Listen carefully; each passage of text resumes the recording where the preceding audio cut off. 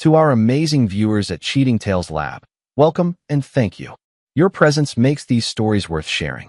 We'd love to hear, which part of the world are you joining us from? Let us know. Now, let's dive into today's story. Chapter 1. The Foundation. Derek Morrison had built his empire from nothing. At 42, he owned 3 successful auto repair shops across the city, employed 37 people, and commanded respect wherever he went. His hands, permanently stained with motor oil despite the expensive soaps, were the hands of a man who understood machinery, loyalty, and the intricate workings of trust. Those same hands now trembled slightly as he stared at the wedding photo on his office desk. Lisa's radiant smile seemed to mock him from behind the glass. 15 years of marriage, and he'd believed every word, every kiss, every promise. Derek's journey to success hadn't been conventional. Orphaned at 16 when his parents died in a car accident, he'd learned early that the world owed him nothing. He'd slept in his first auto shop for 3 months, showering at the YMCA, eating nothing but bologna sandwiches until his first major contract came through. Every scar on his knuckles told a story of 18-hour days, of building something permanent in a world that had taught him everything was temporary. When he met Lisa Brennan at a community college automotive course 12 years ago, she'd been different. While other women seemed intimidated by his intensity, his unwavering focus on building something lasting, Lisa had encouraged it. She'd bring him coffee during late nights at the shop, help with paperwork, even learn basic bookkeeping to assist with the business. "You're going to own this whole city one day," she'd whispered during those early mornings when they'd work side by side, her presence the only softness in his steel-hardened world. They'd married after 2 years of dating, and Emma had arrived 3 years later. Derek had poured everything into being the father he'd never had, the husband he'd promised to be. He'd bought them the house on Maple Street, the one with the white picket fence Lisa had circled in real estate magazines. He'd worked 16-hour days to afford private school for Emma, family vacations to places he'd only dreamed of as a kid. But success had brought distance. As the business grew, Derek spent more time at the shops, expanding, hiring, building. Lisa had complained, gently at first, then with increasing frustration about his absence from family dinners, missed school plays, forgotten anniversaries. "You're building an empire, Derek," she'd said 6 months ago, her voice carrying an edge he'd never heard before. "But what good is an empire if you're ruling it alone?" He'd promised to cut back, to hire more managers, to be more present. But old habits died hard, and the third shop's grand opening had consumed the last 2 months of his life. Derek's phone buzzed. A text from his foreman, Bobby. "Boss, you coming in today? That transmission job is giving the boys trouble." Derek looked around his home office. Lisa had left for grocery shopping an hour ago, taking longer than usual lately.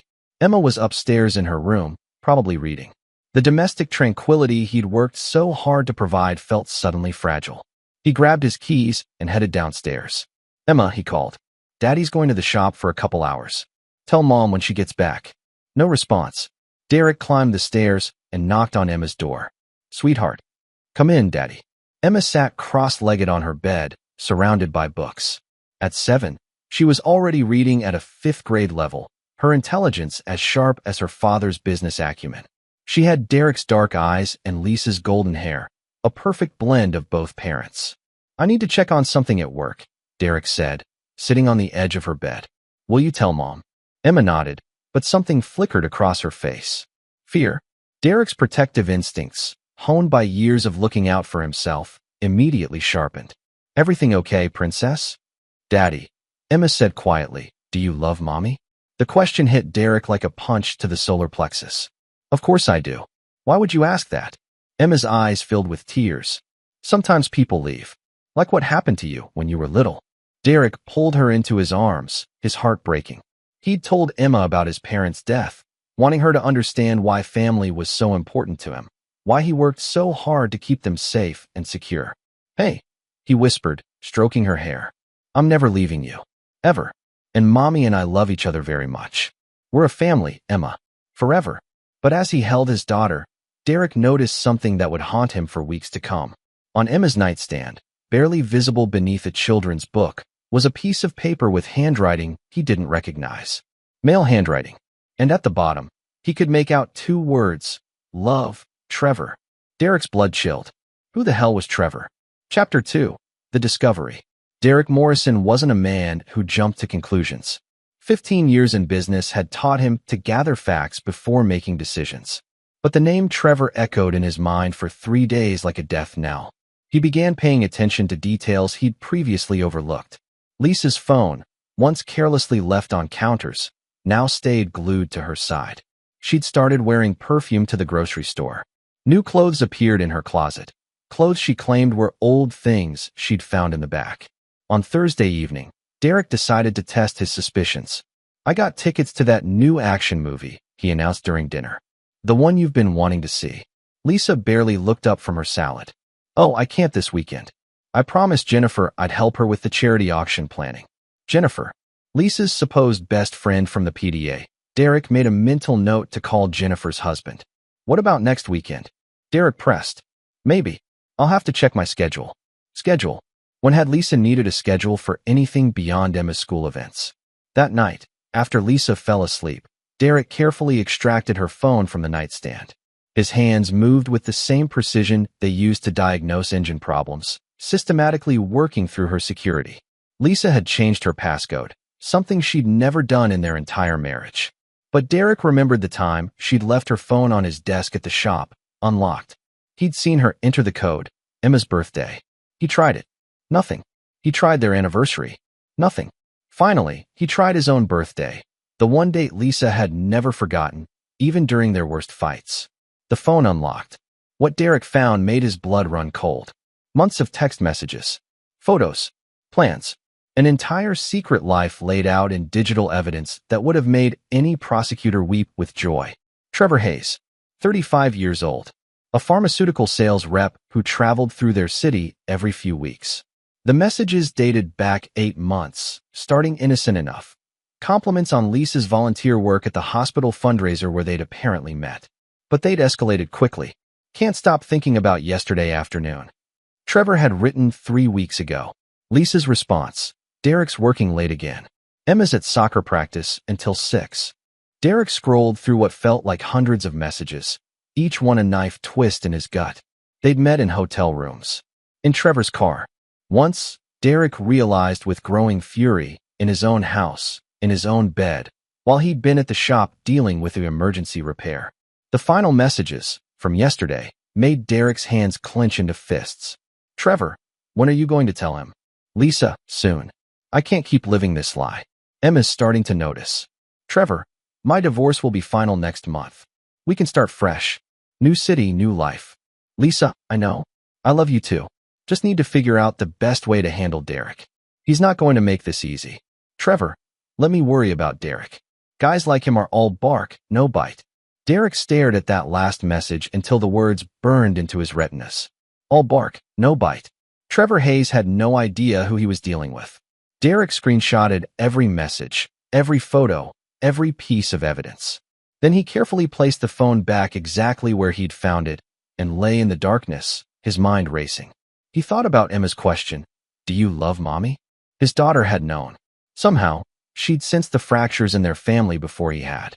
Derek had survived abandonment before. He'd clawed his way up from nothing when the system had failed him. But this betrayal cut deeper than anything he'd experienced. This wasn't just about him. It was about Emma, about the family he'd built, the stability he'd promised his daughter would never be taken from her. By morning, Derek had made his decision. Lisa and Trevor wanted to start fresh. He'd give them exactly what they wanted. But it would be on his terms, in his time, and they would pay a price they'd never forget. Derek Morrison didn't forgive, and he sure as hell didn't forget. The war had begun. Chapter 3. The Gathering Storm. Friday morning arrived with deceptive normalcy.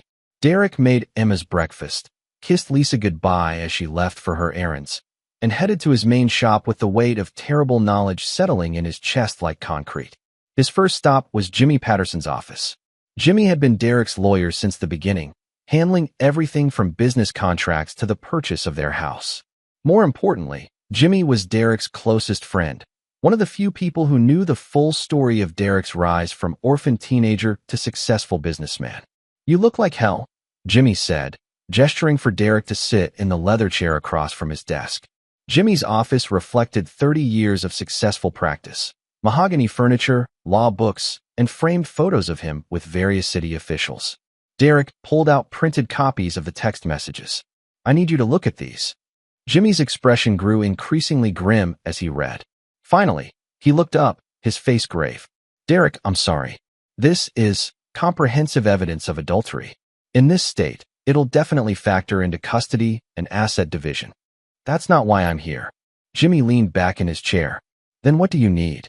"Everything you can find on Trevor Hayes. Employment history, financial records, criminal background, divorce proceedings. Everything." "Derek." "Legal information, Jimmy. Public records. I'm not asking you to do anything unethical." Jimmy studied his friend's face. They'd known each other for 8 years, and he'd never seen Derek look so coldly determined. "What are you planning?" "I'm planning to protect my daughter and my assets." "Lisa wants out?" "Fine. But she doesn't get to destroy Emma's stability and take half of everything I built while doing it." After leaving Jimmy's office, Derek drove to the second part of his plan, Bobby Torino's apartment. Bobby had worked for Derek for 5 years, but their relationship went deeper than employer-employee. Bobby was a 40-year-old ex-military man who'd struggled with civilian life until Derek had given him a chance. More importantly, Bobby had connections throughout the city, connections that proved useful when Derek needed information or favors that existed in the gray areas of legality.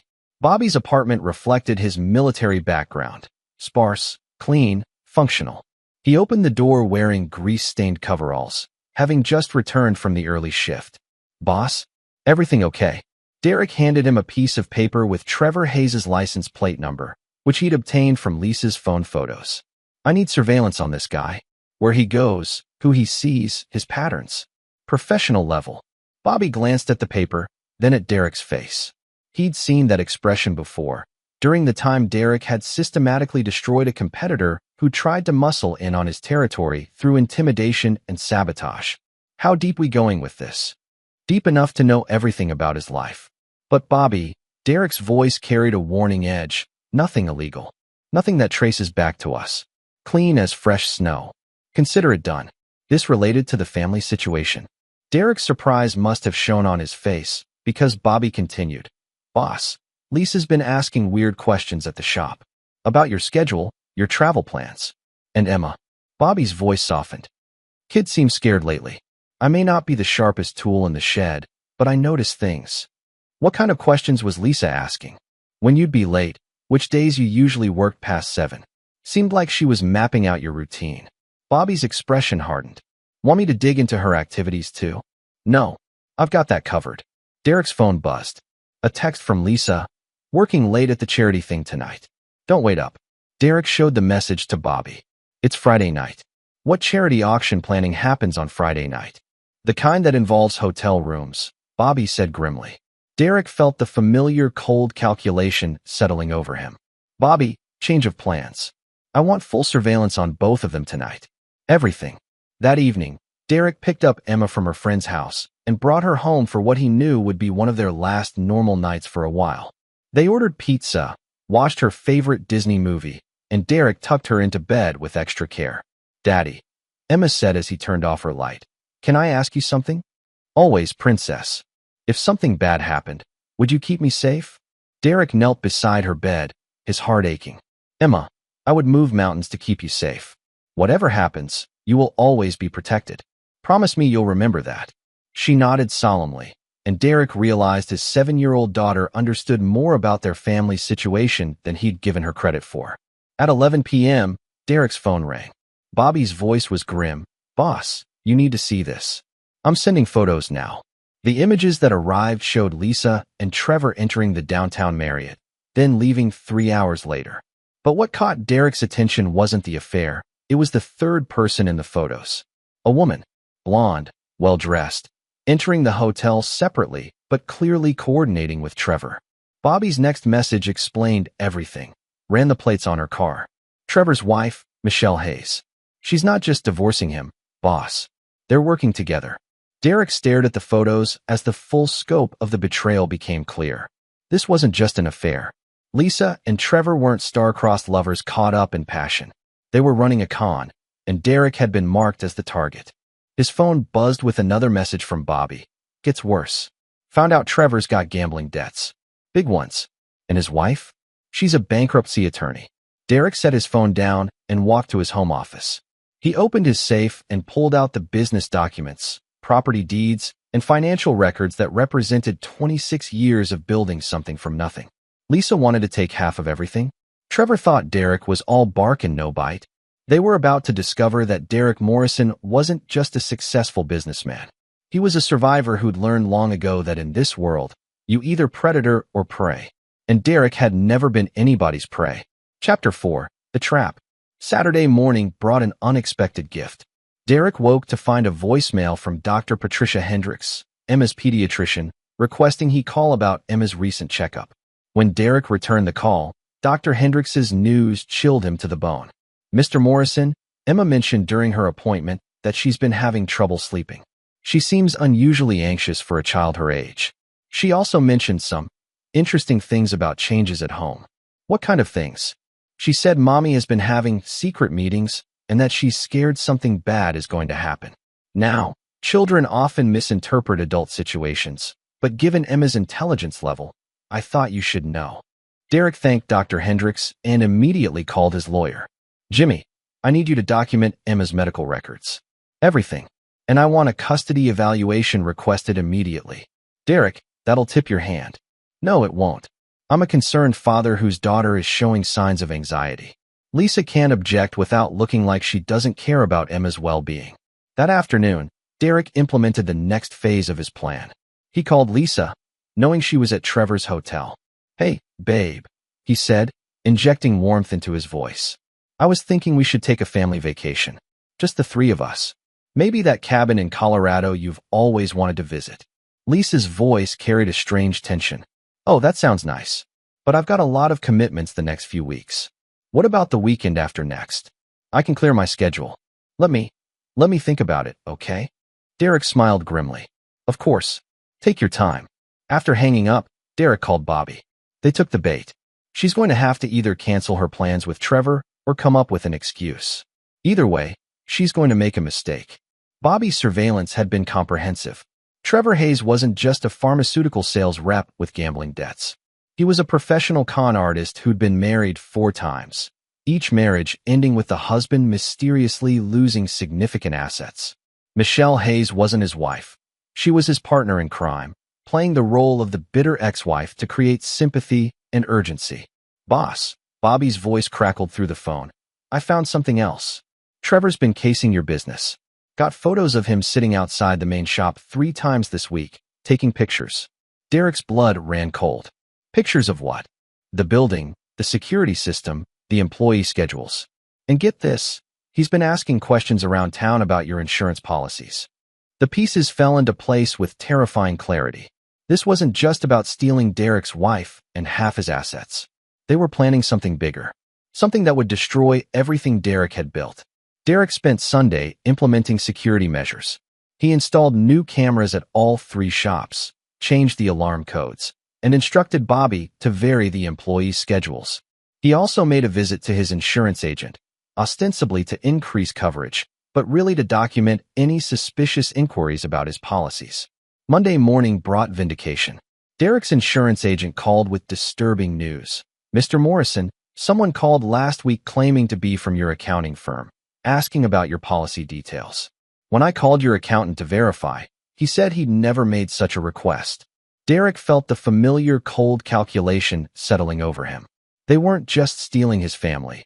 They were setting him up for complete destruction. That evening, Lisa made her fatal mistake. Derek, she said during dinner, I think we should postpone that vacation. Emma's been having problems at school, and I think we should focus on that. Derek looked at Emma, who was quietly eating her pasta. Emma, are you having problems at school? Emma shook her head, confused. No, Daddy. Mrs. Peterson said I'm doing really well. Lisa's face flushed. I meant potential problems. Her anxiety issues. What anxiety issues? Derek asked quietly. The ones Dr. Hendricks mentioned. Derek hadn't told Lisa about Dr. Hendricks's call. There was only one way she could have known about it. She'd been monitoring his phone calls, probably through some app Trevor had helped her install. I think you're right about the vacation, Derek said calmly. Family should come first. That night, Derek called Jimmy. I need you to file for custody tomorrow morning. Emergency petition. Cite the medical records and request immediate temporary custody pending a full evaluation. Derek, are you sure about this timing? Jimmy, they're not just planning to take half my assets. They're planning to destroy my business, probably through insurance fraud or worse. Emma's in danger as long as she's in this house. Tuesday morning, Derek put his plan into motion. He arrived at the courthouse early, filing the custody petition and providing evidence of Emma's anxiety, Lisa's suspicious behavior, and his concerns for his daughter's safety. Meanwhile, Bobby was executing surveillance protocol, tracking both Lisa and Trevor's movements throughout the day. At 3 p.m., Derek received the call he'd been waiting for. Boss, Bobby's voice was urgent. They're moving faster than we thought.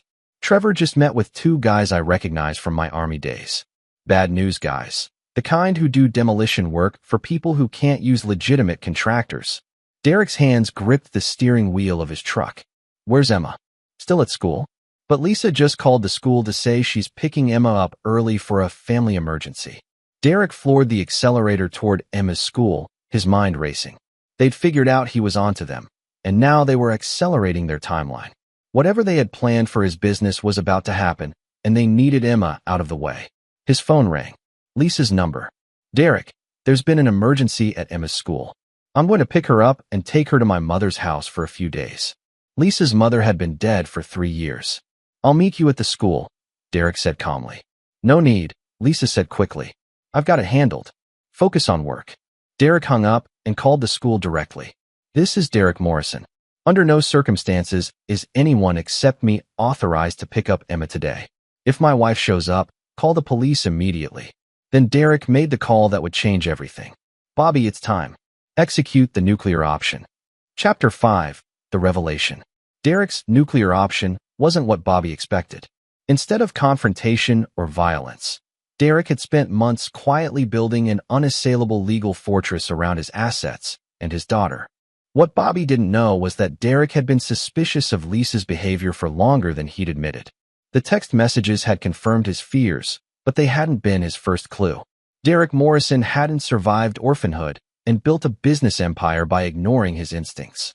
Bobby, I need you to deliver 3 packages, Derek said, his voice carrying the calm authority that had made him successful. First package goes to Detective Sarah Walsh at the police station. Second goes to the FBI field office downtown. Third goes to Channel 7 News. Boss, what's in the packages? Evidence.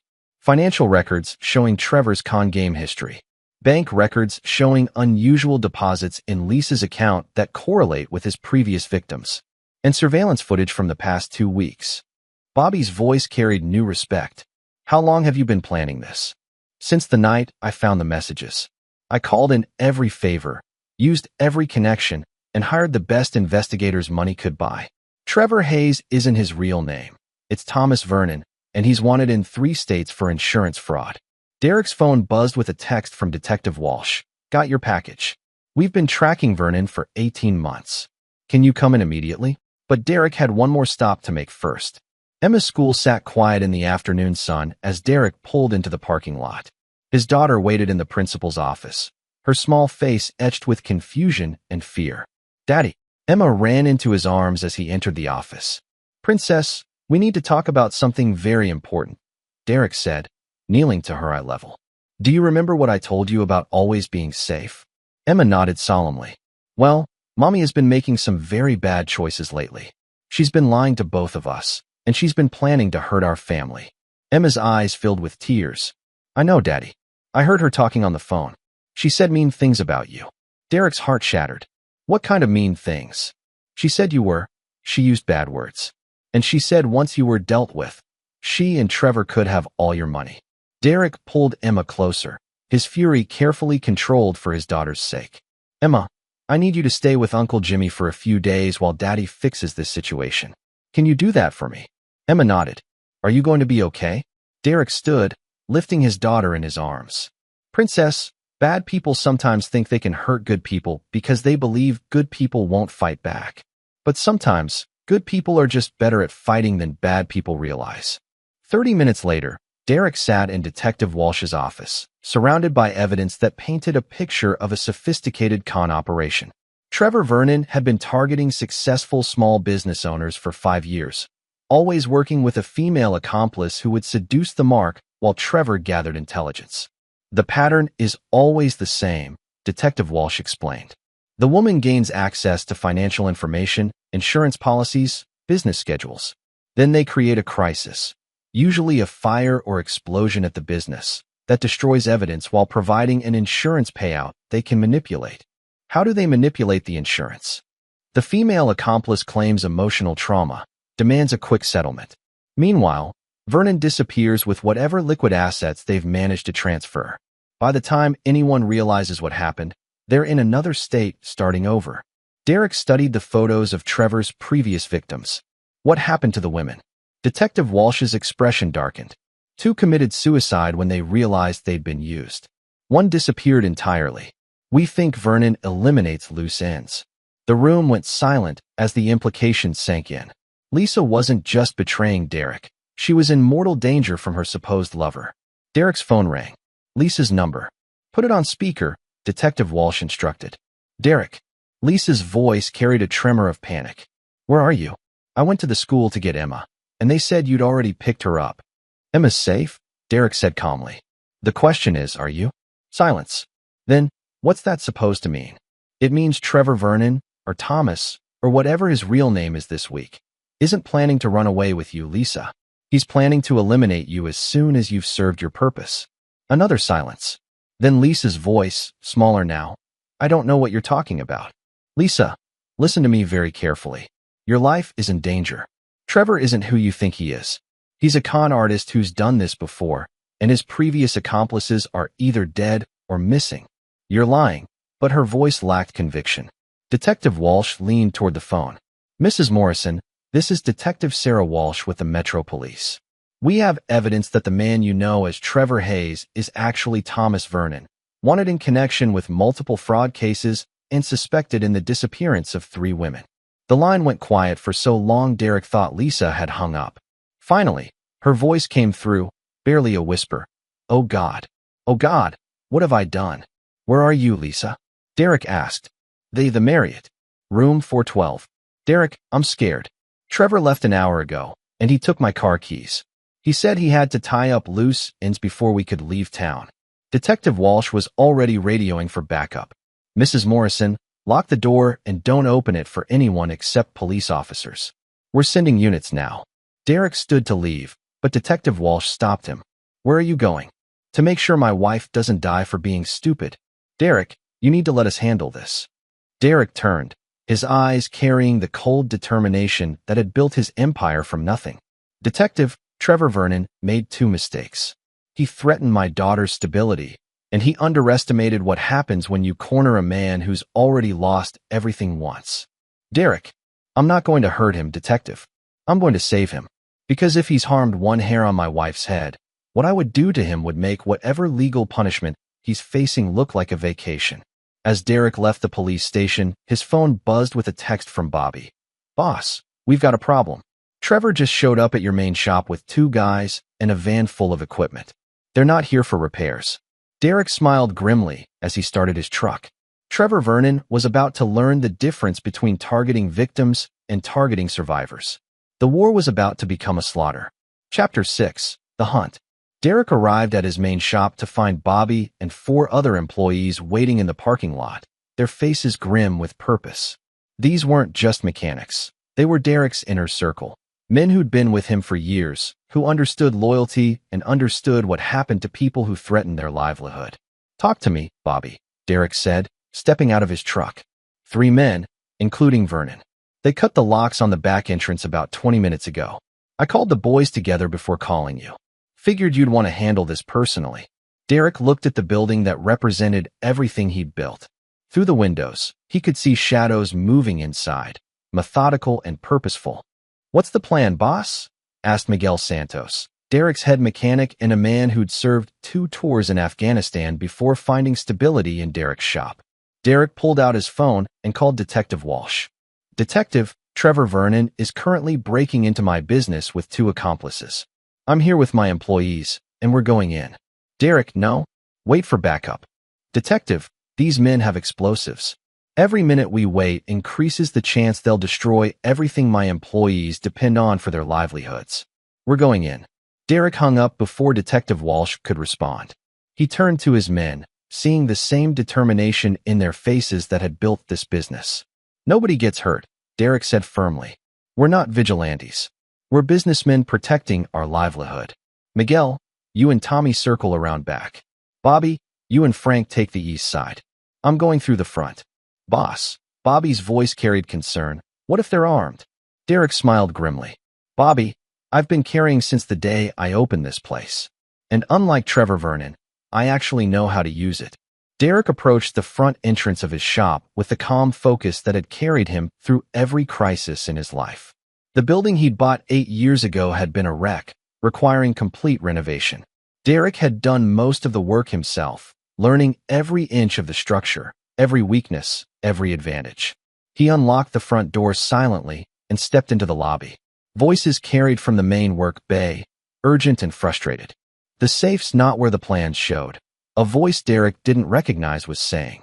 Plans change, Trevor's voice responded. Find the financial records. The insurance policies. Everything. Derek moved through his own building like a ghost, using the knowledge of every creak in the floorboards, every blind spot in the layout. He reached the office overlooking the main bay and peered through the window. Trevor Vernon and 2 men in coveralls were systematically ransacking the work bay, looking for something specific. One man held what appeared to be an explosive device, small but sophisticated. Derek's phone vibrated with a text from Bobby. In position. Waiting for your signal. Derek typed back. On my count. 3, 2, 1. Derek flipped on the main work bay lights and stepped into view. Gentlemen, I believe you're looking for me. Trevor spun around, his face shifting through surprise, fear, and finally settling on desperate bravado. Derek, you're supposed to be at the police station. Was at the police station, Derek said conversationally, walking down the stairs to the main floor. Interesting conversation with Detective Walsh about your real name, your real history, and what happened to your previous partners. One of Trevor's accomplices reached for something in his jacket, but froze when Bobby and Frank appeared from the east entrance, followed immediately by Miguel and Tommy from the rear. Guns on the ground, Miguel said calmly, his military training evident in his stance and voice. Hands where we can see them. But Derek's attention was focused entirely on Trevor. You know what's funny, Thomas Vernon? You spent months studying me, learning my patterns, my weaknesses. But you missed the most important thing about me. What's that? Trevor asked, his voice shaky. I'm not a victim. I never have been, and I never will be. Derek's phone rang. Detective Walsh. Derek, are you? Everything's under control, Detective. 3 suspects in custody. Bomb Squad will want to look at an explosive device they brought with them. Bomb Squad is already en route. Derek, about your wife. Derek's blood chilled. What about her? She's safe. But we found something in her hotel room. Documents, financial records, insurance policies, all yours. And a life insurance policy on you that we can't account for. Derek stared at Trevor, understanding flooding through him. How long, Trevor? How long has Lisa been planning this? Trevor's face twisted with what might have been genuine emotion. You want the truth? She contacted me, Derek. 8 months ago. She found my contact information through a mutual friend, someone who'd heard about my services. Making inconvenient husbands disappear. The affair was just cover. The real plan was to make you disappear permanently after you'd updated your life insurance policy. Derek felt the world shift around him. She planned to have me killed? The explosion at your business was supposed to happen with you inside. Tragic accident, grieving widow, insurance payout, and I disappear forever. Bobby moved closer to Derek, sensing his boss's emotional state. Boss, cops are here. Police sirens wailed outside as Derek processed the full scope of his wife's betrayal. Not just adultery, not just theft, attempted murder. Trevor, Derek said quietly, you said Lisa contacted you. But you also said your previous partners either committed suicide or disappeared. Did Lisa know about that? Trevor's silence was answer enough. Derek pulled out his phone and called Detective Walsh. Detective, I need to know exactly where my wife is right now. She's in protective custody. What? Because Trevor Vernon just told me she initiated this entire plan. She didn't just help him, she hired him.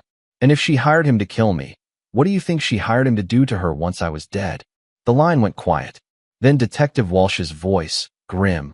We're bringing her in for questioning immediately.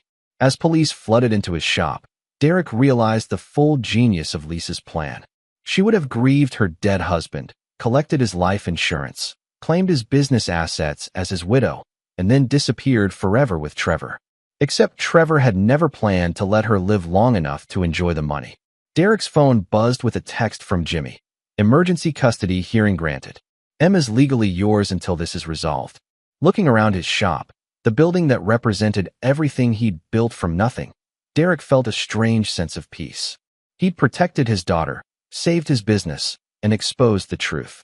But as he watched Trevor Vernon being led away in handcuffs, Derek realized the most devastating part of this betrayal wasn't what Lisa had done to him.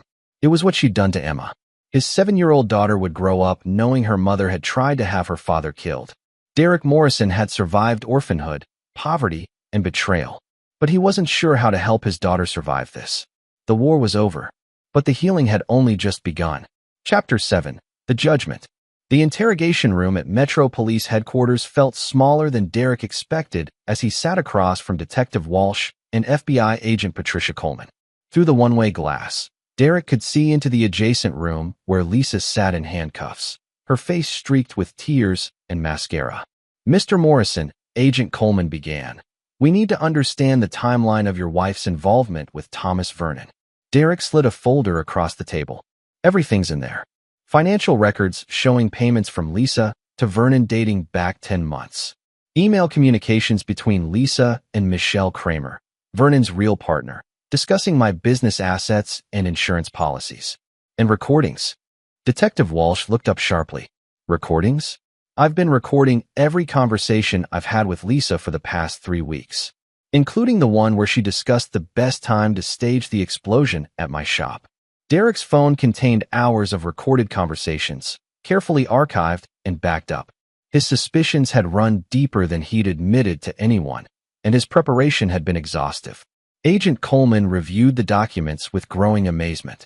Mr. Morrison, this is the most comprehensive case file we've seen in a domestic conspiracy case. You documented everything. I learned a long time ago that trust without verification is just wishful thinking. Through the glass, Derek watched Lisa being questioned by another FBI agent. Her story was falling apart under scrutiny, contradictions emerging as the agents pressed her for details. Derek, Detective Walsh leaned forward. There's something else we need to discuss. The life insurance policy on you. Lisa increased it to $2 million 6 months ago. She forged your signature on the application. Derek nodded. I know. I discovered it last week when I called to verify my coverage. That's when I knew this was bigger than just an affair. Why didn't you report it immediately? Derek's smile was cold. Because I wanted to catch everyone involved.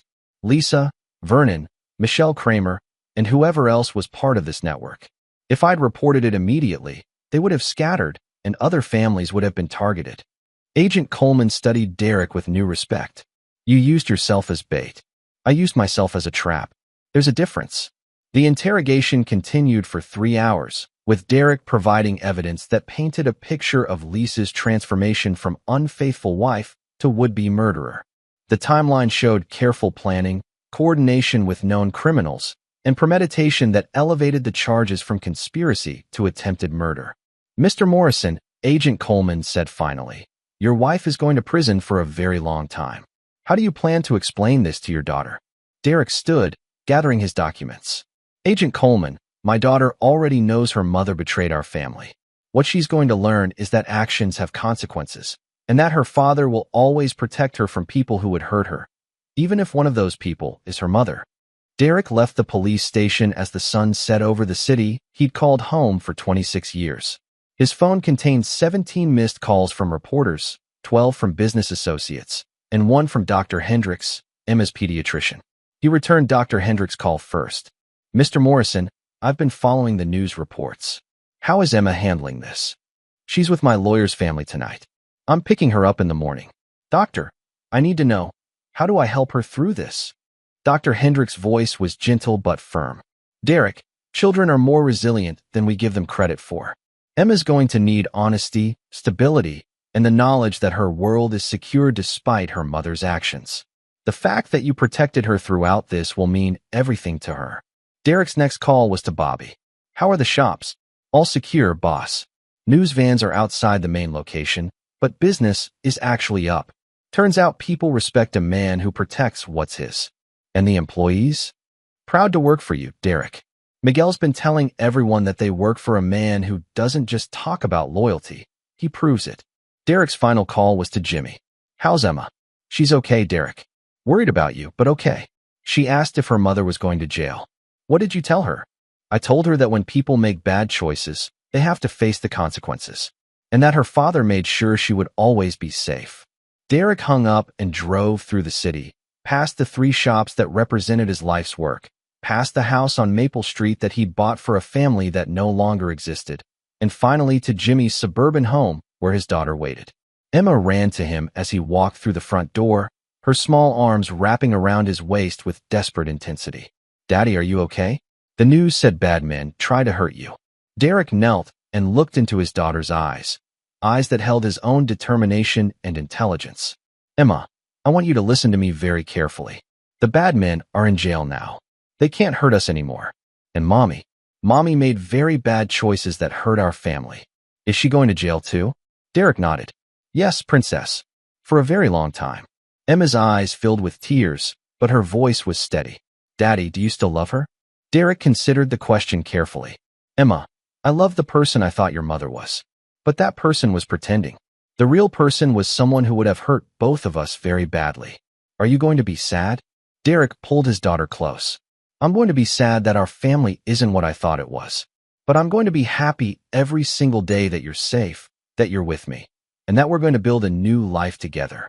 Just us, princess. And it's going to be better than what we had before, because it's going to be real. That night, Derek tucked Emma into the guest bed at Jimmy's house and sat in the living room, processing the end of his marriage and the beginning of his new life as a single father. Jimmy brought him a beer and sat down across from him. Derek, the media is calling you a hero. Local businessman exposes murder plot, saves own life. How does that feel? Derek took a long drink of his beer. Jimmy, I'm not a hero. I'm a survivor who got lucky and had good friends. What happens now? Derek looked toward the hallway where Emma slept peacefully for the first time in months. Now I raise my daughter to be stronger than both her parents combined. I run my business. I live my life. And I never, ever trust anyone enough to let them get close enough to destroy me again. Derek, not everyone is like Lisa. Derek's smile was cold and final. Jimmy, Lisa was my wife for 12 years. If I couldn't trust her, I can't trust anyone. Emma and I will be fine on our own. As Derek sat in the darkness, he realized that Thomas Vernon had been wrong about one thing. Derek Morrison wasn't all bark and no bite. He was something much more dangerous. He was a man who'd learned that the only person you can truly trust is yourself, and the only protection that matters is the protection you build with your own hands. The war was over. Derek had won. But the victory felt hollow, because in saving his life and his daughter's future, he'd lost the last piece of his heart that believed in love, trust, and family. From now on, it would be Derek and Emma against the world. And Derek Morrison had proven he was very, very good at winning. Chapter 8. The Reckoning. 3 months after the trial, Derek Morrison sat in his office overlooking the main shop floor, reviewing financial reports that showed his business had grown by 30% since the news broke about his wife's murder plot. Clients respected a man who'd outsmarted professional killers, and word of mouth had brought in customers from 3 neighboring cities. Emma sat at the small desk Derek had installed in his office, working on her homework. At 8 years old now, she'd grown more serious, more observant, but also more confident in her father's ability to protect her from anything. Daddy, Emma said without looking up from her math worksheet. Mrs. Patterson from school asked if I miss Mommy. Derek set down his reports. This conversation had been inevitable, and he'd prepared for it. What did you tell her? I told her I missed the mommy I thought I had, but not the real mommy. Derek's heart ached at his daughter's wisdom. Emma, that's probably the smartest thing anyone could say about it. Daddy, will you ever get married again? Derek considered lying, giving Emma the hopeful answer a child might want. But their relationship was built on honesty now, and he wouldn't start lying to her. No, princess. I won't. Because you don't trust anyone? Because the only person I need to love, and who needs my love, is sitting right here doing her math homework. Emma smiled, the first truly happy smile Derek had seen from her since the ordeal began. Good. I like it being just us. Derek's phone buzzed with a text from Detective Walsh. Sentencing hearing today? Thought you'd want to know. Derek had chosen not to attend Lisa's sentencing. The outcome was predetermined. 25 years to life for conspiracy to commit murder, insurance fraud, and racketeering. Thomas Vernon had received life without parole. Michelle Kramer had turned state's evidence and received 15 years. But Derek had submitted a victim impact statement that he'd read to Emma before sending it to the court. Your Honor, the defendant didn't just betray my marriage or steal my assets. She stole my daughter's sense of security, her belief that mothers protect their children, and her ability to trust that the people who claim to love her actually mean it. The defendant created a world where my 8-year-old daughter has to worry about whether people who say they love her are telling the truth. No prison sentence can repair that damage. Derek's phone rang. Jimmy Patterson's number. Derek, I just left the courthouse. Lisa got 25 to life. No possibility of parole for 15 years. Good. Derek, she asked to see Emma. She wanted to apologize. Derek's voice went ice cold. And what did you tell them? I told them that my client's daughter is a minor who has already suffered enough trauma from the defendant's actions, and that any contact would be harmful to the child's psychological well-being. Jimmy, Lisa lost the right to be Emma's mother the day she decided to have me killed.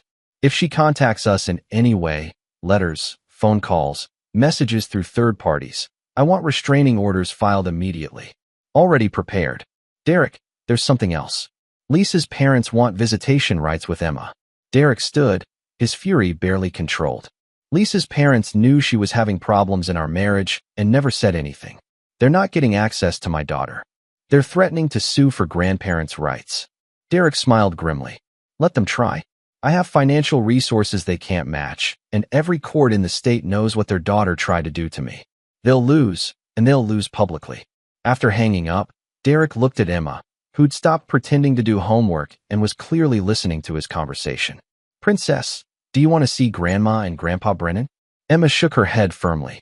They were mean to you before, and they never visited me unless Mommy made them. Derek nodded. Emma's assessment was accurate. Lisa's parents had never approved of Derek's working-class background and had made their feelings clear throughout his marriage to their daughter. Emma, I want you to understand something. From now on, it's going to be you and me making decisions about our family. Not judges, not lawyers, not grandparents who suddenly care about you. Just us. Forever. Forever. That evening, Derek received an unexpected visitor. Bobby knocked on the door of the house on Maple Street, holding a manila envelope. Boss, this came to the shop today. Figured you'd want to see it immediately. The envelope contained a letter from Michelle Kramer, postmarked from federal prison.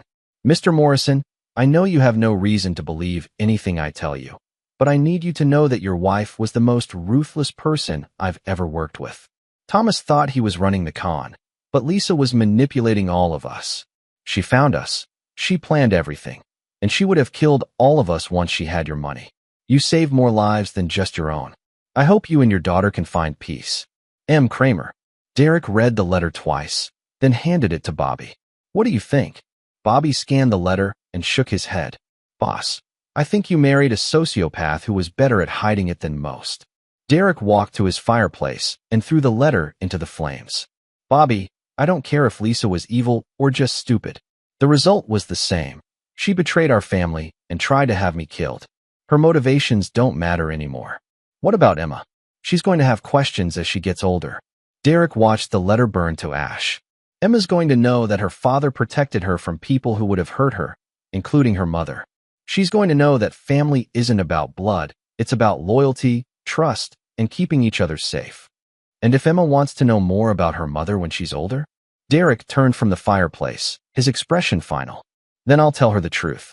That her mother was a woman who chose money over family, strangers over her husband, and murder over marriage. And that some choices are so evil, they can never be forgiven or forgotten. As Bobby left, Derek realized that the house on Maple Street, the house he'd bought for the perfect family, felt empty and haunted by memories of a life that had been built on lies. Derek made a decision that would define the rest of his and Emma's life.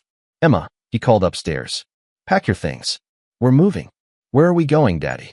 Derek smiled as he looked around the house that represented everything he'd thought he wanted.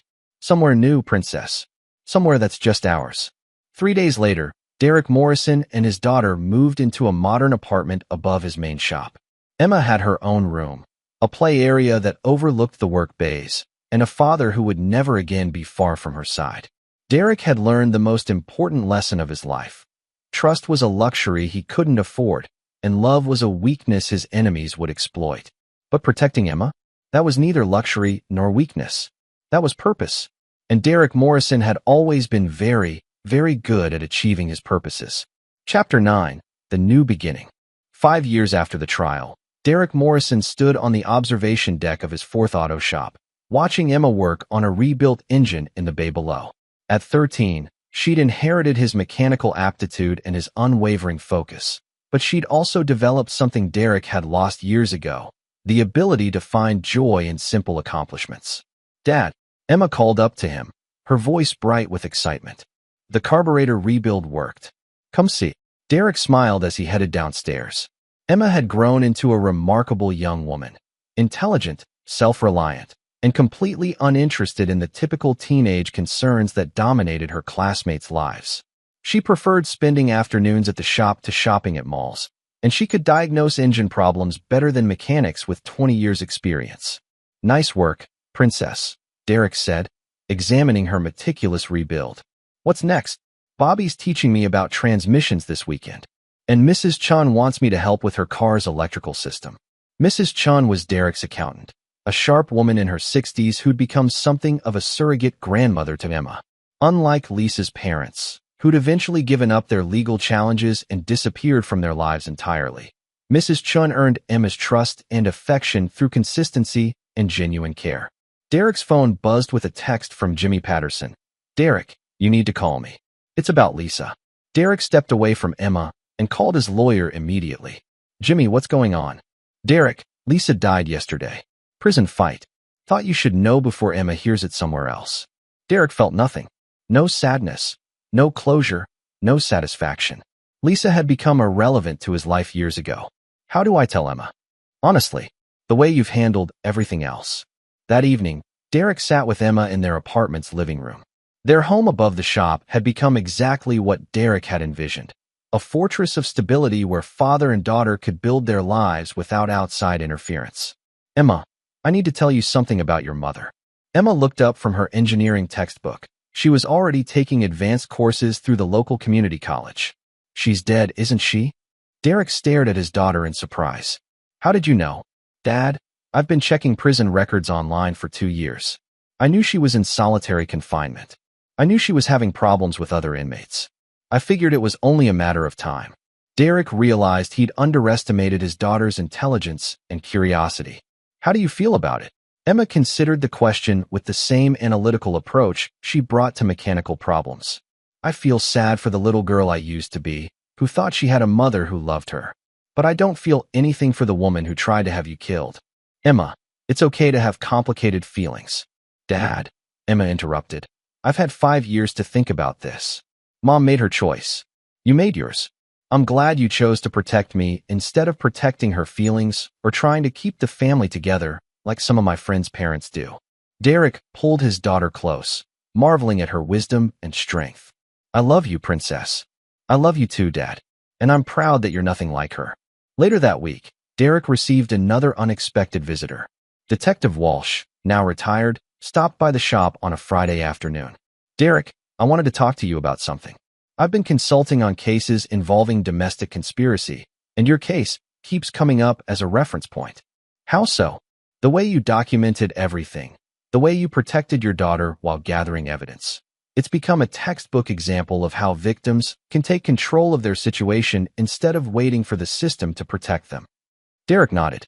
"The system failed me once when my parents died. I wasn't going to let it fail Emma. That's what I wanted to talk to you about. Would you consider consulting on cases like yours? Helping other people who are being targeted by family members or romantic partners?" Derek looked through the office window at Emma, who was explaining hydraulic principles to one of his newest mechanics. "Detective, I have everything I need right here. My business, my daughter, my peace of mind. I'm not interested in getting involved in other people's problems. Derek, you could save lives. I already saved the only life that matters to me." Detective Walsh left disappointed, but Derek felt no guilt about his decision. He'd learned that the world was full of predators and victims, and his only responsibility was ensuring that Emma never became either. That evening, Derek and Emma sat on the roof of their building, looking out over the city that had been their home for Derek's entire adult life. "Dad, Mrs. Chun asked me something weird today," Emma said. "What's that?" "She asked if I ever wanted brothers or sisters." Derek's chest tightened. "What did you tell her?" "I told her that families aren't about how many people are in them. They're about the people who actually love and protect each other." Derek smiled. "That's exactly right. Dad, can I ask you something?" "Always. Do you ever regret that it's just us?" Derek looked at his daughter, brilliant, strong, unafraid, and completely his. "Emma, I regret a lot of things. I regret that your mother wasn't the person I thought she was. I regret that you had to learn so young that people can lie about loving you. I regret that you'll probably always be more careful with your heart than other kids your age. But I have never, not for 1 second, regretted that it's just us. You're the best thing I've ever accomplished, Princess. Everything else is just background noise." Emma leaned against her father's shoulder as they watched the sunset paint the sky in shades of orange and gold. "Dad, I'm glad Mom showed us who she really was before it was too late." "Why?" "Because now we know that what we have is real. Nobody's pretending, nobody's lying, nobody's planning to hurt us. It's just us, and we're enough." Derek Morrison realized in that moment that he'd achieved something he'd never expected after Lisa's betrayal: contentment.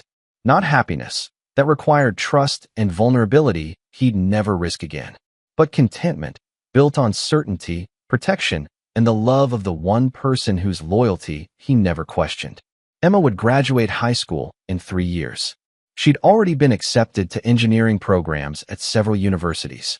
Derek would support whatever path she chose, knowing that he'd raised her to be strong enough to handle anything the world could throw at her. And if she chose to stay close to home, to help run the business that had supported their family through everything, even better. Derek Morrison had started with nothing, lost everything once, and rebuilt his life into something unbreakable.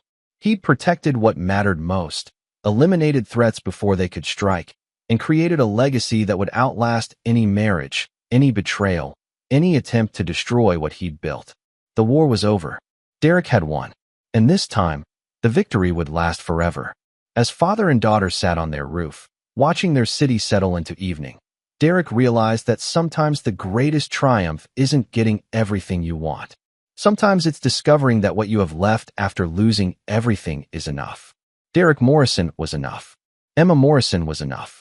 And together, they were unstoppable. This is where our story comes to an end. Share your thoughts in the comments section. Thanks for your time. If you enjoy this story, please subscribe to this channel. Click on the video you see on the screen, and I will see you there.